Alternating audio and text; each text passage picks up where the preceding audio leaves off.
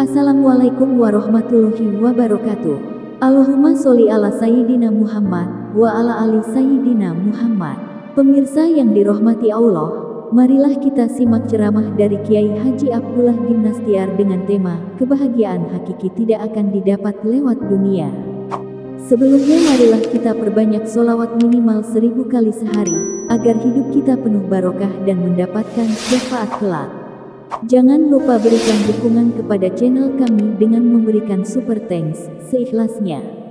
Marilah kita doakan semoga Ajim sekeluarga dan para penonton YouTube ini diberikan kesehatan dan diberikan kebahagiaan dunia dan akhirat. Selamat menyaksikan. Alhamdulillahilladzi anzala sakinah fi qulubil mu'minin liyajdadu imanan ma'a imanihim. Allahumma salli ala Muhammadin wa ala alihi wa ashabihi ajma'in. Kita simak nomor 258. Fadhil. Bismillahirrahmanirrahim. Kajian Al-Hikam nomor 258. Bismillahirrahmanirrahim.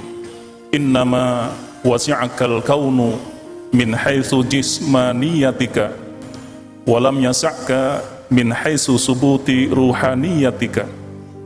Sesungguhnya alam dapat mencukupi engkau hanya dari sudut jasmanimu semata-mata, tetapi tidak memuaskan engkau dalam hal kerohanianmu.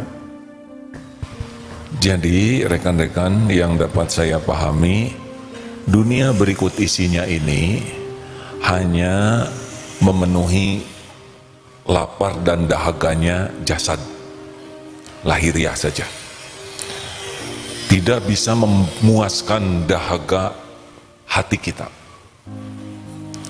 Misal kursi empuk ini ya, ini kursi empuk, dia hanya akan memuaskan, maaf ya, pantat untuk duduk ini, tapi tidak akan memuaskan batin.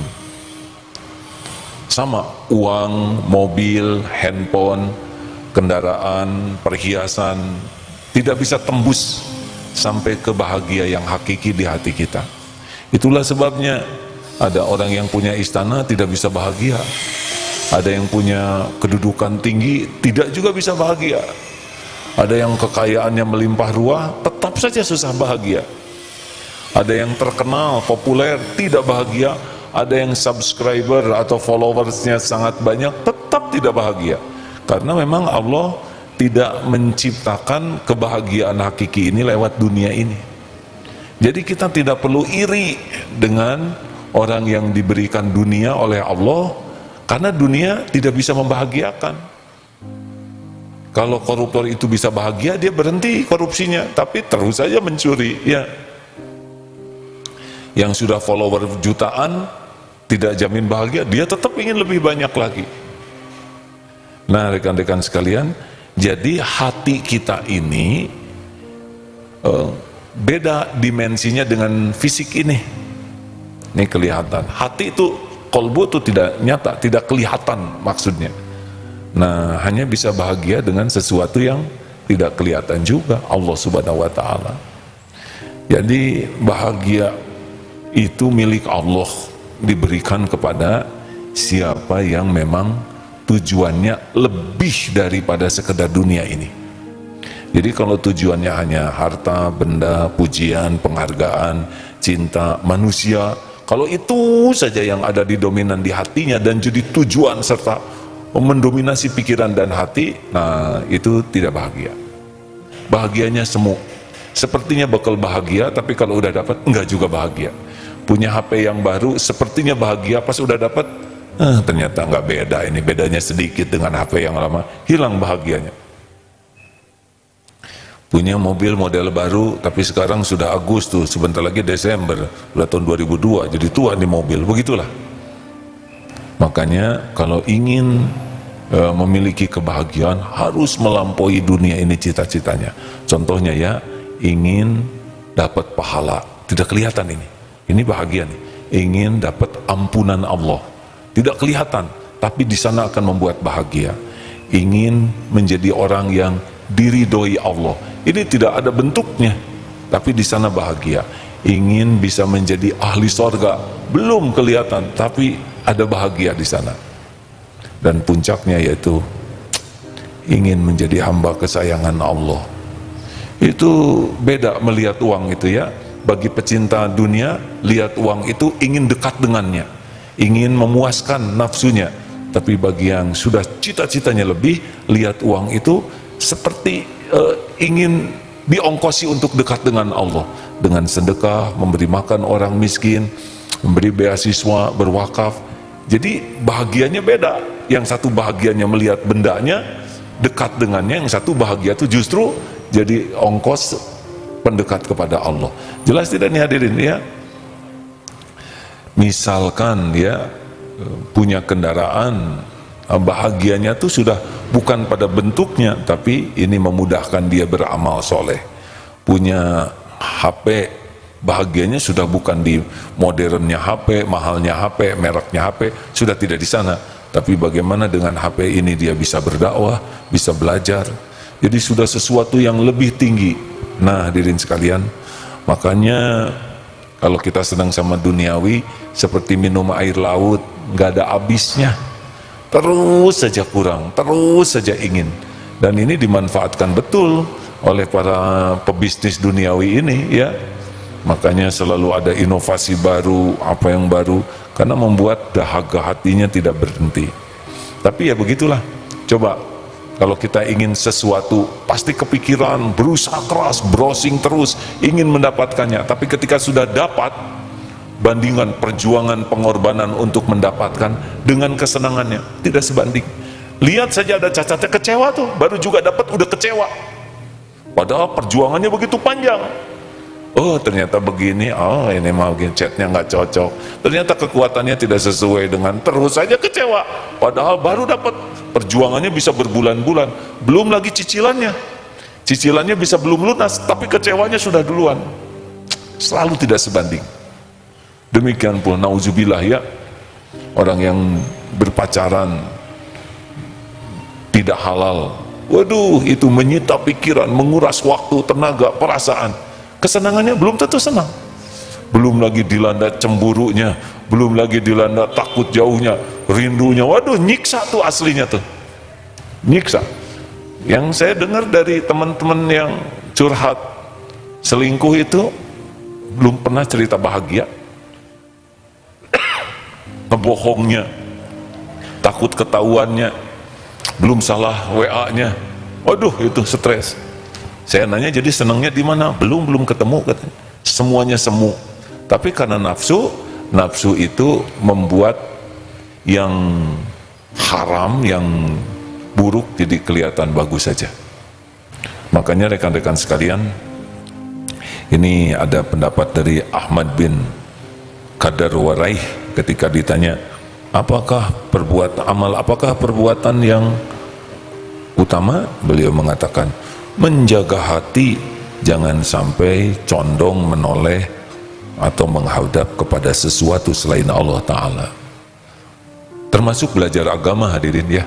Kalau belajar agama ini enggak membahagiakan kalau tujuannya adalah gelar, pujian orang, pengakuan orang sebagai orang yang ilmu agamanya banyak, sarjana Islam, lulusan pesantren. Pokoknya kalau belajar agama tujuannya untuk penilaian orang, tujuannya untuk mendapatkan penghasilan, pujian, penghargaan, itu udah nggak ada bahagianya. Tapi kalau belajar agama ingin dekat dengan Allah, bahagia. Termasuk menghafal Quran. Kalau menghafal Quran targetnya adalah hafal Quran, pujian orang, pengakuan orang sebagai hafizoh, orang yang dekat dengan Quran. Kalau tujuannya cari kedudukan di sisi makhluk, itu menghafal Quran jadi tekanan. Tapi kalau niatkan setiap huruf yang dibaca, mudah-mudahan semakin disukai Allah. Nah, mau hafal mau tidak hafal nikmat saja, karena niatnya takarub kepada Allah Subhanahu wa Ta'ala. Dari Abu Abdullah Al-Jalal berkata, siapakah yang hasrat semangat tujuannya lebih tinggi dari alam benda, maka ia pasti sebagai kepada Allah yang menciptakan alam. Oh, ini seperti yang disampaikan tadi ya.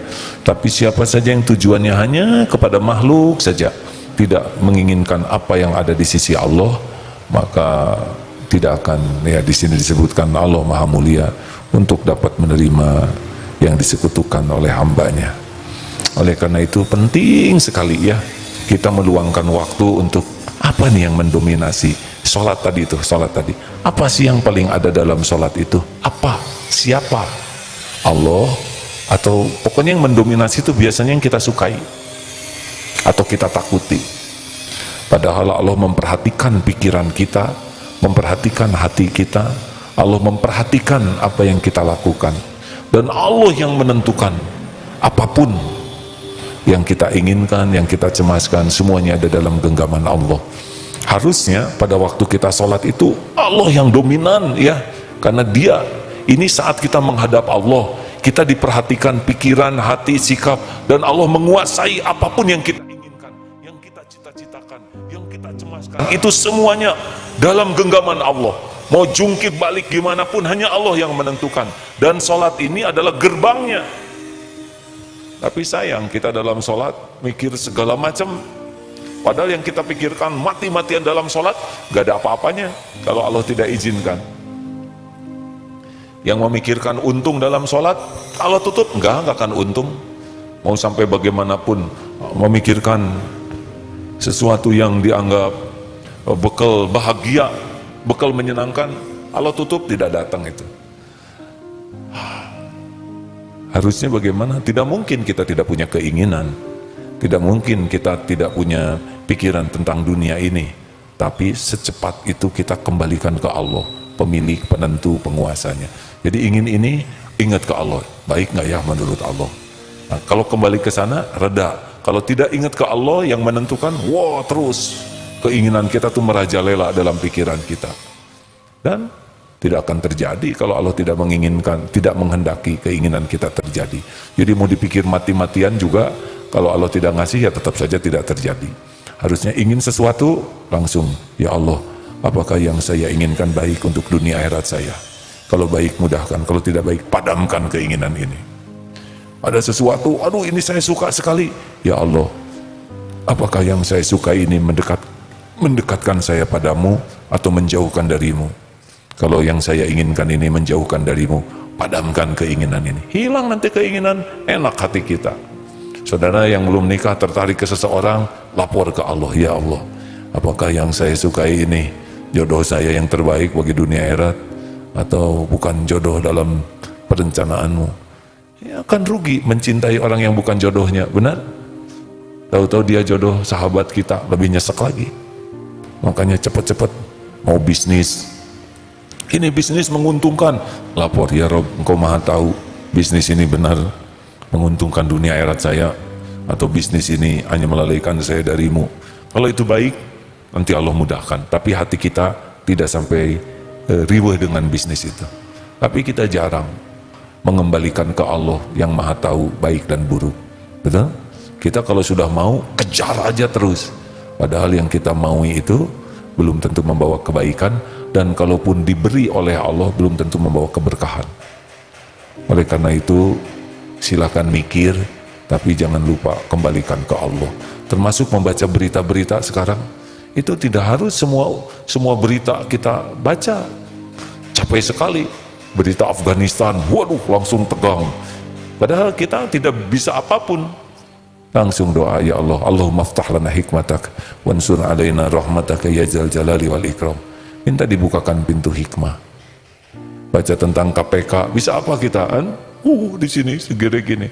Mending doakan, ya Allah, tunjukkan yang hak itu benar-benar hak, dan berikan kemampuan kami menapakinya. Tunjukkan yang batil itu benar-benar jelas kebatilannya. Gitulah hadirin, supaya kita tidak terlalu kemana-mana pikiran kita tuh.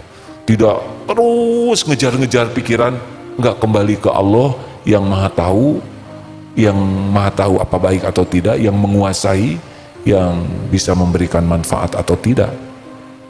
Makanya segera kembali ke Allah dalam mikir apapun, ingin apapun, cemas apapun, khawatir apapun, karena Allah memang suka sekali kita mengembalikan kepadanya. Dan nanti Allah yang akan menenangkan hati kita, Allah yang membimbing pikiran kita, Allah yang mengatur langkah kita, kalau kita selalu bergantung kepada Allah. Dalilnya, wa may yatawakkal 'ala Allah fahuwa hasbuh. Dan barang siapa yang bertawakal kepada Allah, Allah akan cukupi segala keperluannya. Bukan hanya lahir, batin, akal, informasi, ketenangan, apapun yang kita perlukan, Allah sudah tahu, karena Dia yang menciptakan keperluan kita, Dia pula yang menggenggam keperluan kita, dan hanya dengan izin Allah keperluan kita akan tercukupi. Mudah-mudahan mikir apapun membuat kita semakin dekat dengan Allah, karena membuat kita semakin berharap, berlindung, bergantung kepada Allah yang memiliki, menguasai dan menentukan segala-galanya. Hasbunallahu wa ni'mal wakil, ni'mal maula wa ni'man nasir.